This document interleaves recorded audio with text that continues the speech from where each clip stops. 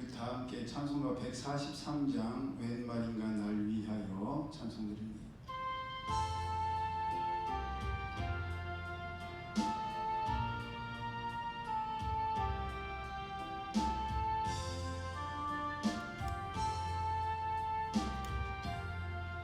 웬 말인가 날 위하여 주 돌아가셨나 이벌레 같은 날 위해 은혜 받으셨나 내 지은 죄 다 지시고 못 박히셨으니 웬일인가 웬은혜인가 그 사랑 크셔라 주 십자가 못 박힐 때 그에도 빌고 그 밝은 빛 가리워서 캄캄케 되었네 나 십자가 대할 때에 그 일이 고마워 내 얼굴 감히 못 들고 눈물 흘리도다 늘 울어도 눈물로써 못 갚을 줄 알아 몸밖에 드릴 것 없어 이 몸 바칩니다. 아멘. 144장 예수 나를 위하여 십자가를 지게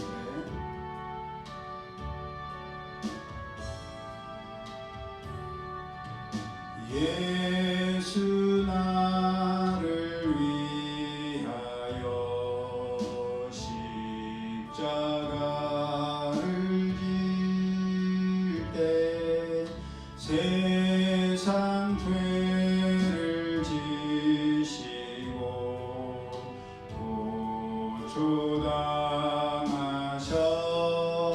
고초당하셨네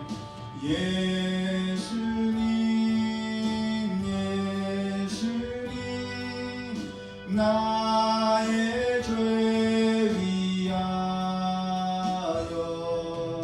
보배 피를 흘리니 죄인 받으소서 십자가를 지심은 무슨 죄가 있나 저 무지한 사람들 메시아 죽였네 예수님 나의 죄 위하여 보배 피를 흘리니 죄인 받으소서 비와 같이 붉은 죄 없는 이 없는 십자가의 공로로 눈과 같이 되네. 예수님 나의 죄 위하여 보배 피를 흘리니 죄인 받으소서.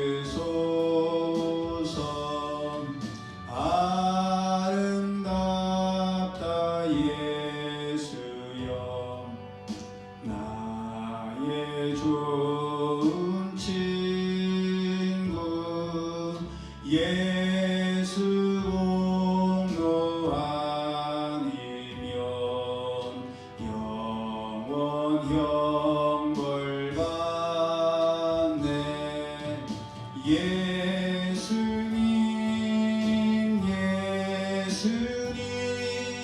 나의 죄 위하여 보배 피를 흘리니 죄인 받으소서. 아멘.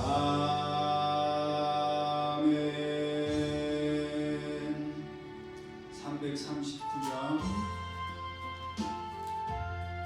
내 주님 지신 십자가 우리는 앉을까?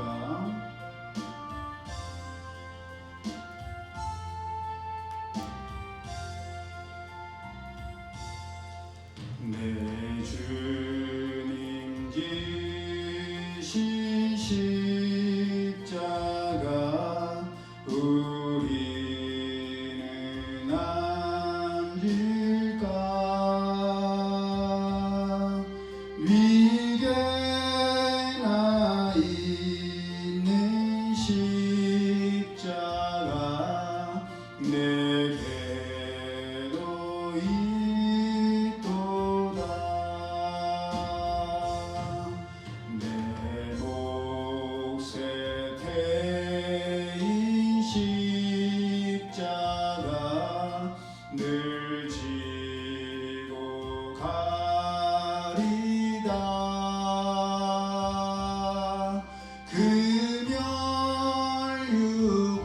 금혈유관을 쓰려고 저 천국 가겠네.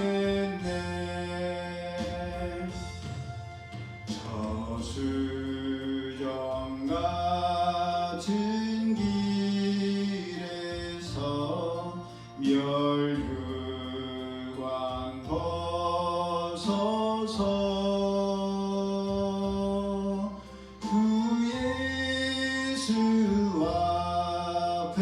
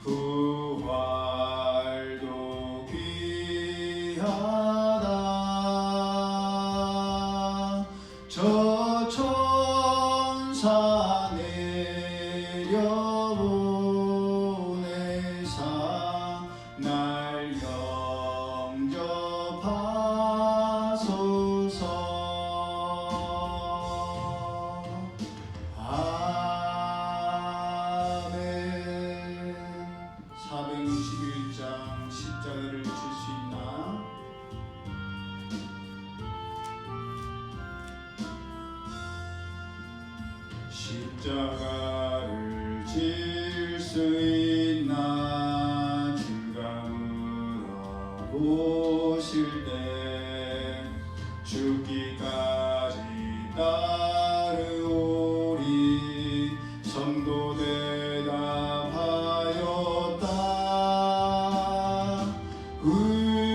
우리의 심령 주의 것이니 주님의 형상 만드소서. 주인도 따라 살아갈 동안 사랑과 충성 늘 바치오리다. 너는 기억하고 있나 구원받은 강도를 그가 회개하였을 때 낙원 허락 받았다. 우리의 심령 주의 것이니 주님의 형상 만드소서. 주인도 따라 살아갈 동안 사랑과 충성 늘 바치오리라. 걱정 근심 어두운 그늘 너를 둘러 덮을 때 주께 내 영 맡기겠나 최우승 믿으며.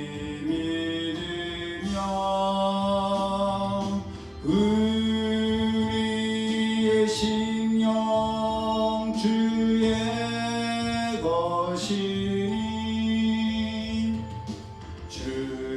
주님의 형상 만드소서. 주인도 따라 살아갈 동안 사랑과 충성 늘 바치오리다. 이런 일 다 할 수 있나 주가 물어보실 때 용감한 자 바울처럼 선뜻 대답하리라.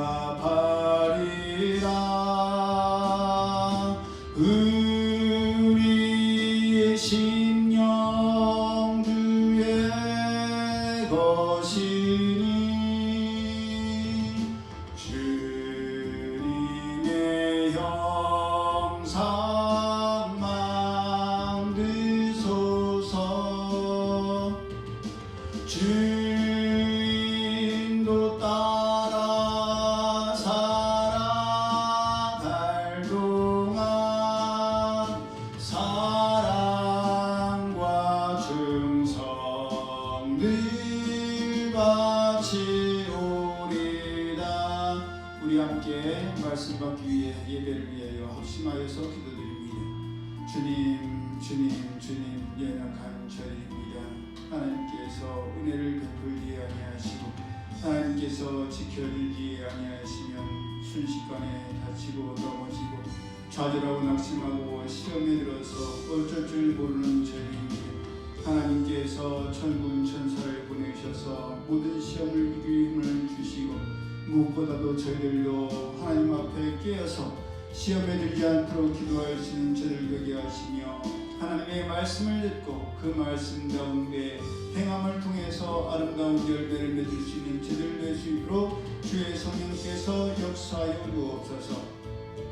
아버지 원으로 내 여러 가지 상황과 육체의 약함으로 인해 나오지 못하는 우리 성도님들 주님께서 강건케 하여 주셔서 이 어려운 때를 하나님의 말씀과 기도로 잘 버티고 견디고 이기게 하여 주옵소서. 주님의 은혜 감사드리며 예수님 이름으로 기도드리옵나이다.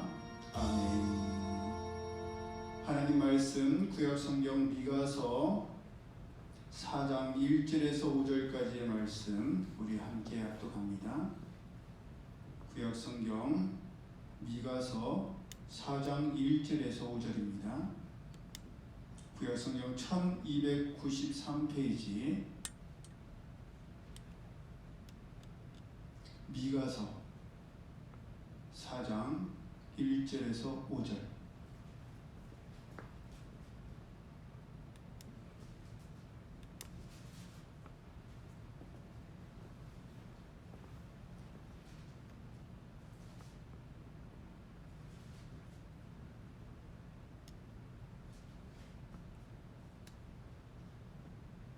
우리 함께 합독합니다. 시작. 끝날에 이르러는 여호와의 전의 산이 산들의 꼭대기에 굳게 서며 작은 산들 위에 뛰어나고 민족들이 그리로 몰려갈 것이라. 곧 많은 이방 사람들이 가며 이르기를 오라 우리가 여호와의 산에 올라가서 야곱의 하나님의 전에 이르자. 그가 그의 도를 가지고 우리에게 가르치실 것이니라. 우리가 그의 길로 행하리라 하리니 이는 율법이 시온에서부터 나올 것이요 여호와의 말씀이 예루살렘에서부터 나올 것임이라.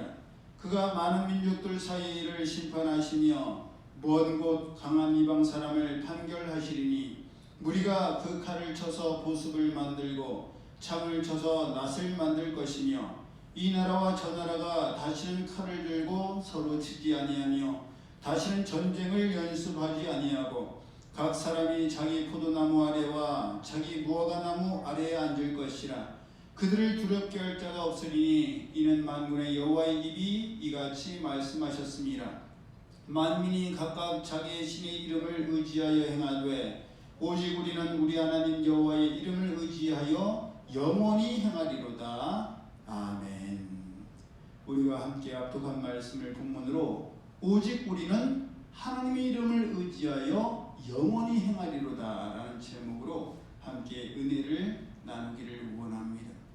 이 본문을 기록한 미가 선지자는 남유다의 요담왕 때부터 시작하여서 아하스왕, 그 아하스왕을 이어서 히스기야 왕 시대까지 하나님의 말씀을 전하였고 그 시기의 왕이었던 요담왕은 하나님 보시기에 정직히 행하였지만 그의 아들 아하스 왕은 이방 사람의 가증한 일을 본받아 그 자녀를 불사르기까지 했던 하나님 보시기에 악한 왕이었습니다. 아하스 왕은 성전에 놋 번제단과 물도몽을 옮겨서 재배치하는 일을 주저하지 않았으며 신성한 성전 안에 다메섹에서 보고 왔던 우상 제단을 그대로 리모델링해갖고 따라서 설치하기까지 했습니다. 왕이 그러하였으니 일반 백성들이 어찌했을까는 불보듯 뻔한 일인데 미가 선지자는 이러한 때에 남유다 백성들과 또 남유다 왕에 대한 하나님의 예언의 말씀을 선포한 것입니다. 왕이 그러하였으니 백성들의 모습은 더했을 것이 뻔했고 그런 남유다와 이스라엘 백성들을 향한 하나님의 경고와 심판의 메시지는 당연할 수밖에 없었습니다. 하지만 그럼에도 불구하고 참으로 다행이고 감사한 것은 하나님께서 미가 선지자로 하여금 전하게 하신 것이 하나님의 경고와 심판으로 끝나지 않고 장차 오실 예수님에 대한 회복 또 하나님의 나라에 대한 것으로까지 이어졌다는 사실입니다. 그것은 이미 당시의 왕이었던 요담 왕과 그 뒤를 이은 아하스 왕 그리고 그 뒤를 이은 히스기야 왕의 계보를 보더라도 알 수가 있습니다. 무슨 말이냐? 본래 아하스 왕의 부친이요 선왕이었던 요담 왕은 우시야 왕의 아들이었고 그 부친 우시야 왕의 모든 행위를 본받아서 하나님 보시기에 정직히 행했던 왕이었습니다. 그런데 그 아들이었던 아하스 왕은 아버지 유다 왕이 하는 것을 봤으면서도 그 조상 다윗과 같지 않았고 하나님 보시기에 정직히 행하지도 않았으며 다윗의 후손으로 남유다의 왕이었으면서도 북이스라엘의 완악한 왕들의 길로 행하면서 그런 못된 우상 숭배, 나쁜 짓을 저지르고 말았습니다. 그러니 하나님께서도 요담을 보시면 이스라엘에 대하여서 남유다에 대해서 축복의 왕을 가리셨다가도 그의 뒤를 이은 아들 아스를 보시면 괘씸하여서 벌을 내리고 싶으셨을 것입니다. 하지만 다행스럽게도 아스 왕의 뒤를 이어서 왕이 된 히스기야 왕은 그 아버지 아스가 그릇 가고 우상 숭배하는 것을 봤으면서도 따르지 아니하였고 그 조상이었던 다윗의 행위와 같이 하여서 하나님 보시기에 정직히 행하였으며 산당들을 제거하고 주상들을 깨뜨렸으며 아세라 목상을 찍고 모세 때 만들었던 놋뱀 우상도 부숴버렸습니다. 놋뱀 기억나시죠? 언제적 얘기예요. 출애굽할 때에 이스라엘 백성들이 하나님을 원망하자 하나님께서 원망하는 이 이스라엘 백성들에게 불뱀을 보내셔서 물게 하심으로 그들이 고통 가운데 부르짖다 죽었는데 그때 모세가 하나님께 간구하여서 놋뱀을 만들어 달자 그 놋뱀을 쳐다본 사람들은 치료되어 살아났는데 그 오래전 모세 때 만들었던 놋뱀을 사울왕도 아니고 그들을 이은 다윗왕 때도 아니고 남유다와 북이스라엘로 나눠지기도 한참이나 더 지나서 유다의 왕들이 계보만 하더라도 13번째 왕인 히스기야 왕까지도 그 오랜 세월이 지났는데도 놋뱀에 대한 우상 숭배가 남아 있었는데 그 놋뱀을 히스기야 왕 때에 이르러서 제거했다는 것입니다. 그랬기에 하나님께서는 열왕기하 18장 5절 이하를 통해서 히스기야가 이스라엘 하나님 여호와를 의지하였는데 그의 전후 유다 여러 왕 중에 그러한 자가 없었으니 곧 저가 여호와께 연합하여 떠나지 아니하고 여호와께서 모세에게 명하신 계명을 지켰더라. 여호와께서 저와 함께 하심에 저가 어디로 가든지 형통하였더라 라고 말씀하실 정도였습니다. 그러니 하나님께서도 히스기야 왕의 아비였던 아스만 보면 남유다에 벌을 내리시고 심판하시는 것이 당연하신데 그 아들 히스기야 왕을 보니 또 대견하고 사랑스러우셔서 다시 뜻을 돌이키시고 회복의 은혜를 베푸실 수밖에 없었던 것입니다. 그처럼 하나님께서는 미가 선지자를 통해서도 우상 숭배와 타락이 극에 달했던 북이스라엘에 대한 심판을 경고하시고 남유다에 대해서도 심판의 메시지를 전하게 하셨지만 후반에 가서는 메시아이신 예수님에 대한 예언과 또 회복에 대해서 전하게 하셨던 것입니다. 그 무대가 바로 본문의 말씀입니다. 본문의 시작을 보면 끝날 마지막 날에 이르러는 여호와의 전의 산이 산들의 꼭대기에 굳게 서며 작은 산들 위에 뛰어나고 민족들이 그리로 몰려갈 것이라고 말씀하셨습니다. 이것은 마치 예수님께서 마태복음 16장 18절을 통해서 내가 이 반석 위에 내 교회를 세우리니 음부의 권세가 이기지 못하리라 말씀하신 것과 같이 또한 노아의 방주가 지면의 모든 높은 산들이 다 물에 잠긴 뒤 마르기 시작할 때 아라랏산에 머물렀던 것 같이 모세의 때에 높이 쳐든 놋뱀을 쳐다보는 사람들은 다 살아났던 것 같이 하나님의 영광만이 가장 높은 곳에서 모든 믿음의 사람들에게 소망이 되며 희망이 되며 꿈이 되고 기대가 될 것이라고 말씀하신 것입니다. 여러분, 우리가 인생을 살아가면서 가장 소망을 그리워하고 소망에 대해서 기대할 때가 언제입니까? 소망이 정말 우리에게 필요하다. 그럴 때가 언제? 바로 절망에 빠졌을 때죠. 소망의 반대는 절망이고 절망의 반대는 소망이에요. 사방이 가로막혀서 절망할 때야말로 가장 소망이 필요하고 소망을 찾게 되고 소망을 기대하게 됩니다. 또 또 우리가 언제 가장 소중한 사람들을 그리워하고 그 사람들에게 기대려고 합니까? 우리가 가장 힘들고 외로울 때죠. 지쳐있을 때죠. 가장 힘이 들고 외로울 때에 다른 친구들을 떠올리게 되고 그들은 어떻게 사나 궁금하게 되고 그들을 만나서 허심탄회한 대화를 나누게 되면 내 속마음을 터놓게 되고 그러다 보면 위로를 받게 되는 것입니다. 그처럼 마지막 때에 이 세상이나 사람이나 환경에서는 아무 희망도 없고 소망도 없고 꿈도 기대할 것이 없을 때에 그때 우리가 바라보고 의지할 수 있는 유일한 곳이 바로 하나님이요 하나님의 영광뿐인 것입니다. 왜냐? 사람들은 잠깐은 의지하고 위로를 받을 수가 있지만 영원히 의지할 수는 없고 영원히 위로를 받을 수는 없습니다. 잠깐은 대화가 통한 것 같아도 모든 것이 다 통할 수가 없기 때문에 그것은 일시적인 현상이요 일시적인 위로일 뿐이지. 그러기에 많은 사람들이 변함이 없으신 하나님만을 바라보고 하나님을 의지할 수밖에 없는 것입니다. 그러기에 본문에서도 많은 사람들이 하나님의 산에 올라가서 하나님의 전에 오르자고 하게 될 것이라고 말씀하고 계신 것입니다. 하나님만이 위기에 빠져 있고 어떻게 해야 할지 무엇을 해야 할지 모르는 우리에게 선생님이 되셔서 하나님의 도를 우리에게 가르치실 것이요 무엇을 말해야 할지 생각나게 하실 것이기 때문입니다.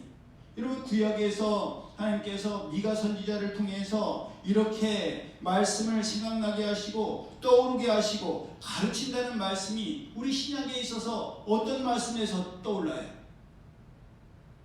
요한복음 14장 17절입니다. 저는 진리의 영이라 세상은 등이 저를 받지 못하나니 이는 저를 보지도 못하고 알지도 못함이라. 그러나 너희는 저를 아나니 저는 너희와 함께 거하시며 또 너희 속에 계시겠습니다. 그가 너희에게 모든 것을 가르치시고 내가 너희에게 말한 모든 것을 생각나게 하시리라. 여러분 그렇습니다. 우리는 다른 사람의 일이나 다른 사람의 어려움에 대해서는 무엇을 언제 어떻게 해야 하는지가 보이고 그에 대해서 조언해 줄 수가 있는데 정작 그 일이 내 일이 되고 내 어려움이 되면 머릿속이 하얘지고 멘붕이 와서 무엇을 어디서부터 어떻게 해야 하는지 전혀 모르게 됩니다. 낙심하여서 마음을 추스리기가 어려워져요.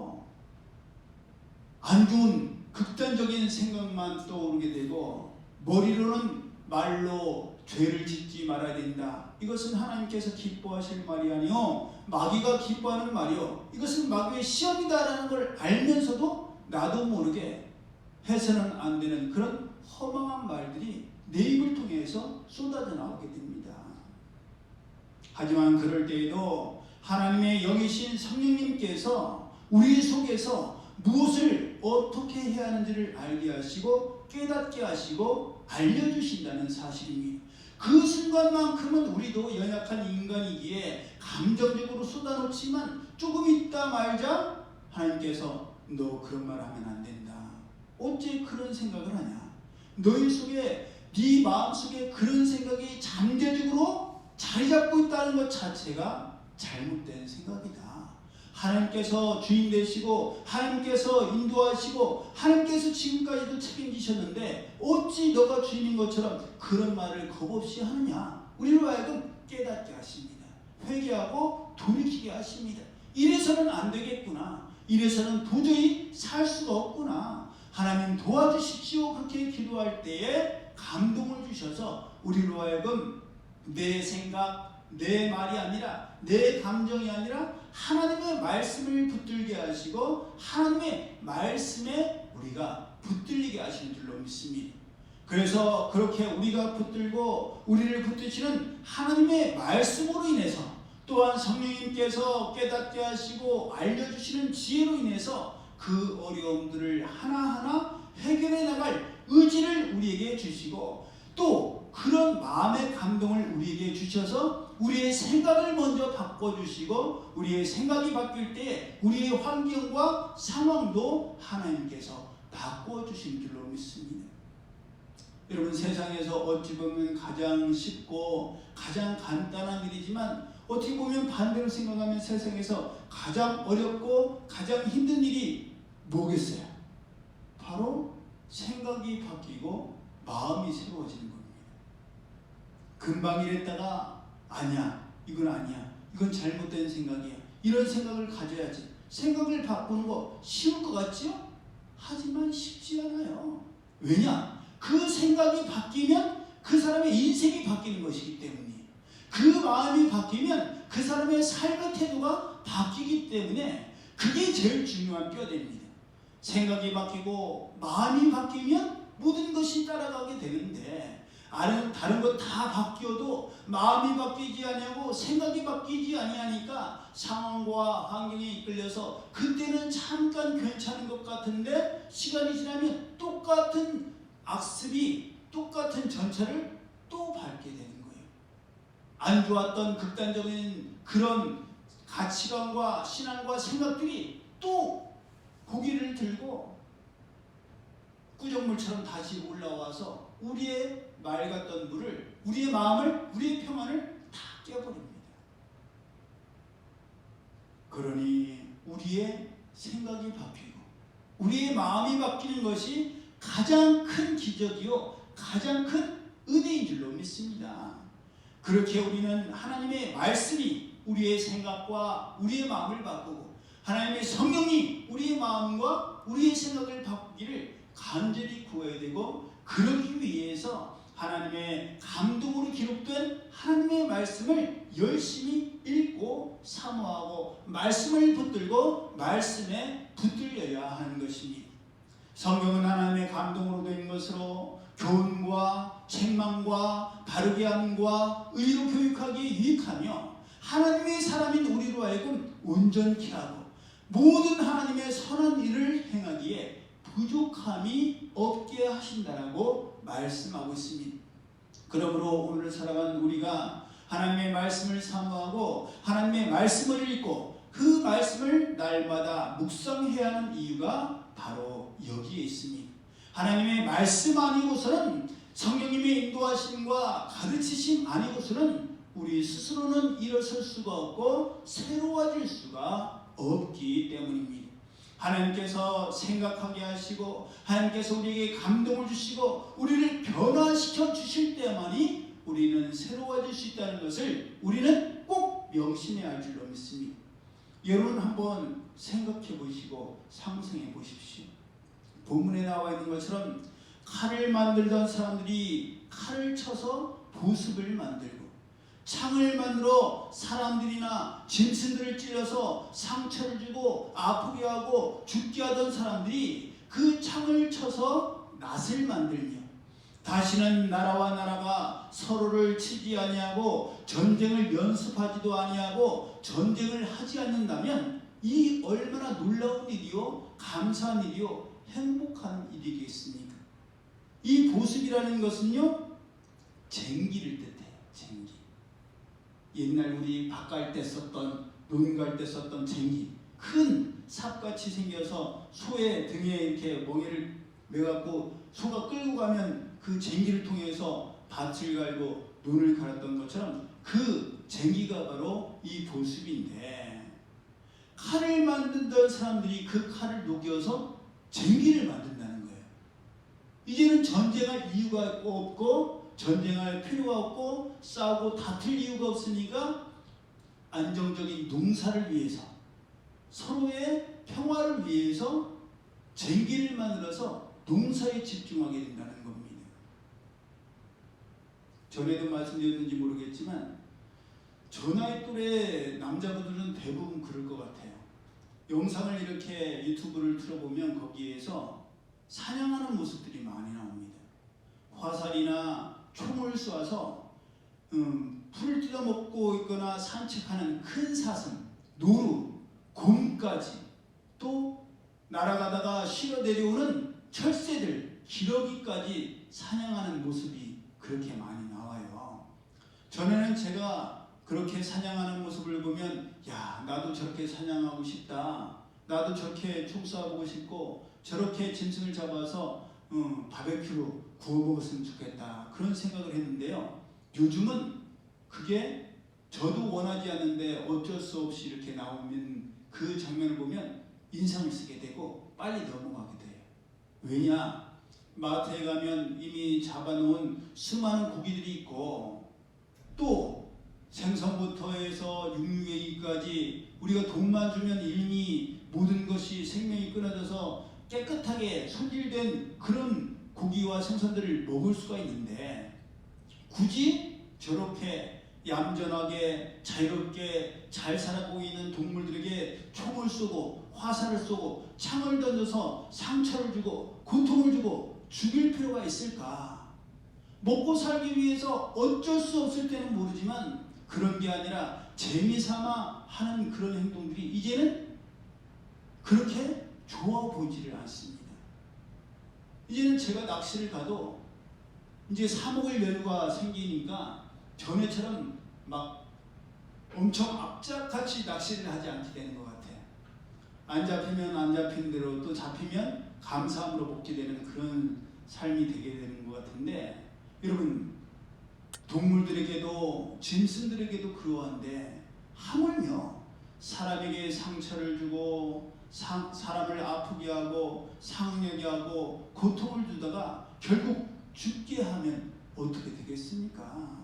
그러니 그렇게 다른 사람들과 동물들을 아프게 하고 죽이려던 사람들이 칼을 버리고 쟁기를 들고 창을 버리고 낫을 들어서 사냥보다는 농사를 짓고 전쟁을 연습하지도 않게 된다면 얼마나 좋겠느냐 말입니다. 미가 선지자와 비슷한 시기에 활동했던 이사야 선지자를 통해서 선포된 또 다른 하나님의 삶의 모습이 있어요. 이사야서 11장 6절 이하의 말씀입니다.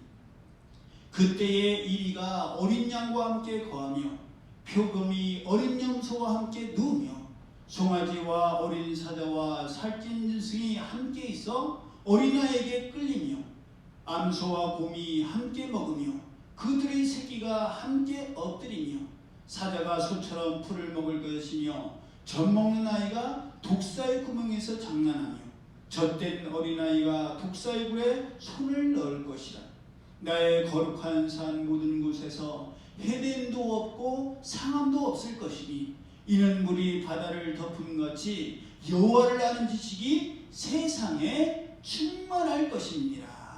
여러분 다시는 짐승이 짐승을 잡아먹고 해코지하는 일이 없을 것이라고 하나님의 성산에서는 그럴 것이라고 말씀하시는 거예요. 여러분 그런데 짐승과 짐승만 서로 싸우고 잡아먹으려고 합니까? 아니죠. 사람과 사람과도 서로 지지고 뽑고 싸우고 잡아먹으려고 안달이 나고 사람의 원수가 집안 가족일 때가 얼마나 많습니까? 그런데 그런 갈등과 다툼과 싸움이 그치고 평화와 화목함과 안정만 가득하여서 서로가 서로를 진정으로 사랑하고 아끼고 돌보게 된다면 얼마나 감사한 일이요 얼마나 행복한 일이겠느냐 말입니다. 그런데 그런 하나님의 나라는 우리가 죽은 뒤에나 예수님께서 다시 오신 뒤에나 보게 되고 누릴 수 있다면 이 얼마나 슬픈 일이에요. 얼마나 오래 기다려야 돼요. 그러기에는 시간이 너무 오래 걸리고 그러기에는 우리의 시간이 너무 아깝지 않습니까? 누군가가 없어져야만 하고 누군가가 죽어야만 한다면 이 얼마나 삭막하고 무섭고 안타까운 일이겠느냐 말입니다. 살아있을 때에 우리 모두가 다 같이 누려야 하지 않겠습니까? 그런데 성경에는 그런 놀라운 평화와 행복을 누린 사람들의 이야기가 사도행전 2장 44절 이하에 나옵니다. 믿는 사람이 다 함께 있어 모든 물건을 서로 통용하고 또 재산과 소유를 팔아 각 사람의 필요를 따라 나눠주고 날마다 마음을 같이하여 성전에 모이기를 힘쓰고 집에서 떡을 떼며 기쁨과 순전한 마음으로 음식을 먹고 하나님을 찬미하며 또 온 백성에게 칭송을 받으니 주께서 구원받는 사람을 날마다 더하게 하시니라. 여러분, 다른 것이 구원이 아닙니다. 삭막하고 살벌한 인간 관계에서만 살던 사람, 무엇인가가 바라는 것이 있을 때만 베풀고 주던 것을 겪은 사람이, 주고받을 수 있을 때만 베풀던 사람이 아무 조건도 따지지 아니하고 아무 이유도 없이 서로 나누고 베풀고 사랑하고 아끼는 것을 보고 듣고 경험하면서 산다는 것, 그것 자체가 구원 아니겠습니까? 매일 다투고 싸우고 잡아먹으려고 하던 환경에 살던 사람이 서로 봐도 또 보고 싶고 매일 같이 있고 싶고 같이 먹고 마시고 더불어 살아갈 수 있다면 그것이 정말 구원일 것입니다. 그 놀라운 평화와 안정과 사랑이 사람에게서는 나올 수가 없고 나에게서는 나올 수 없지만 하나님에게서는 나오는 줄로 믿습니다. 그 놀라운 평화와 안정과 사랑이 하나님의 산에서 나오고 하나님의 교회에서 나오고 하나님의 가정에서 나오고 하나님의 백성이요 하나님의 아들, 딸이요 하나님의 사람인 우리에게서 나와야 할 줄로 믿습니다. 이것을 명심하여서 이제부터라도 하나님의 말씀으로 인해서 칼을 만들고 창을 만들어서 너가 나를 공격하고 나를 아프게 했으니 나도 너를 아프게 할 그런 무기를 만들고 준비하고 있겠다. 나도 언젠가 너에게 똑같이 복수하겠다. 그렇게 누군가를 다치게 하고 아프게 하고 상하게 하고 죽이려 했던 우리가 그 칼과 창을 쳐서 은혜를 나누고 사랑을 나누고 다시는 전쟁과 다툼을 연습하지도 또 하지 않는 그런 사랑의 공동체가 되어서 하나님의 사랑이 흘러넘치는 우리의 모든 영역들이 되고 우리의 삶들이 되기를 예수님의 이름으로 축복합니다. 그렇게 진정한 하나님의 사랑이 우리 하나님의 사람들에게서 하나님의 교회에서 하나님의 가정에서 흘러넘칠 때 세상 사람들이 우리를 보고 뭘 부러워하겠어요? 우리의 가진 재산을 보고 부러워하겠어요? 우리의 지혜를 보고 부러워하겠어요? 아니에요. 야, 저 사람들은 어떻게 가진 것이 없는데도 저렇게 날마다 기뻐하며 날마다 서로를 위하며 저렇게 웃고 행복할 수가 있을까? 우리 원래 사모님이 살아가실 때, 어렸을 때 우리 외할아버지 댁이 그랬다잖아요. 집주인이 자기들은 먹을 것이 넘쳐나고 풍성한데 먹을 것이 없는 자식들만 버글버글한 우리 조비안 장로님, 최경화 권사님 가정은 날마다 뭐 하나만 봐도 깔깔대고 웃고, 야, 저 사람들은 뭐 갖다가 저렇게 웃고 저렇게 좋아하나, 뭐 갖다가 저렇게 행복하나. 예, 그때는 노가리밖에 없었고 창자 따는 것밖에 없었는데도 그렇게 서로를 아끼고 서로를 위하고 서로를 사랑하고 행복했는데, 지금은요 그때에 비하면 다들 엄청난 부자 됐죠. 갑부가 됐죠. 예? 우리 외삼촌들만 하더라도, 우리 외삼촌은 고사고 우리 원로 사모님만 하더라도 예, 하나님 주신 거 팔면은 오징어를 진짜 엄청나게 살고 노가리를 수없이 사서 잴 수 있을 거예요. 그런데 그때의 그 사랑, 그때의 그 화목, 그때 행복이 지금 있냐고요. 가진 것이 많다고 해서 있는 게 아니에요. 누릴 수 있는 게 아닙니다. 우리가 진정으로 서로를 위하고 사랑하고 아낄 때 세상 사람들이, 야, 나도 저렇게 행복하고 싶다. 나도 저렇게 사랑하고 싶다. 나도 저렇게 화목하고 싶다. 나도 저렇게 새롭게 되고 싶다. 그러면서 우리를 부러워하게 되지 않겠습니까?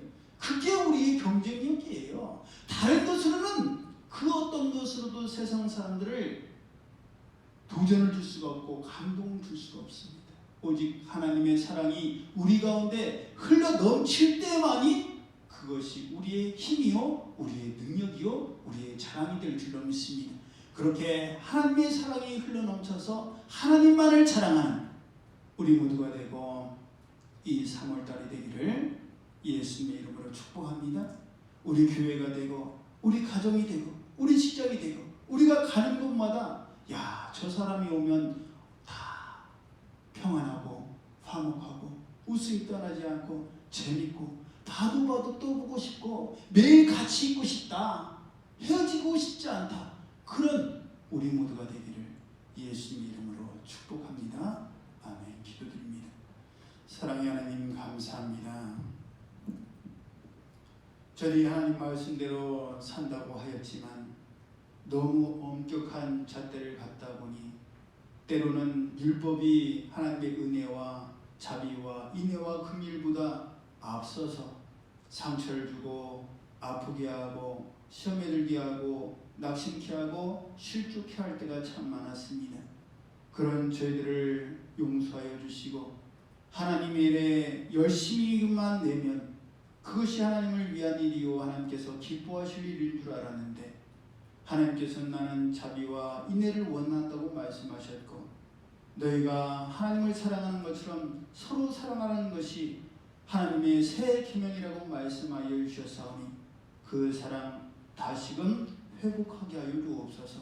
감정적인 사랑이 아니라 의지적인 사랑, 하나님의 말씀에 의한 사랑이 저희의 생각과 마음에서부터 우러나와 다투고 싸우고 서로 경쟁하던 아프게 하고 상처를 죽이기를 원했던 저희들이 이제는 서로 화목하고 사랑하며 서로 하나가 될 수 있는 그런 삶이 펼쳐질 수 있도록 무엇보다도 저 자신부터 마음과 생각이 변화받게 하시고 삶의 영역이 변화받게 하여 주옵소서.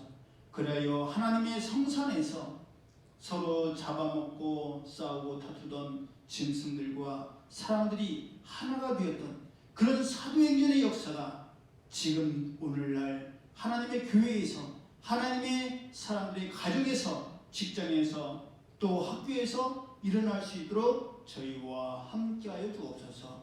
저희를 변화시켜 주시고 저희를 새롭게 하여 주옵소서.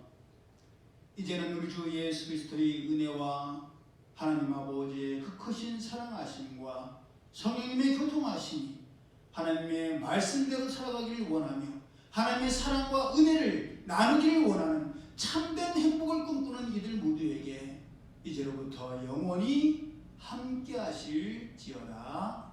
아멘.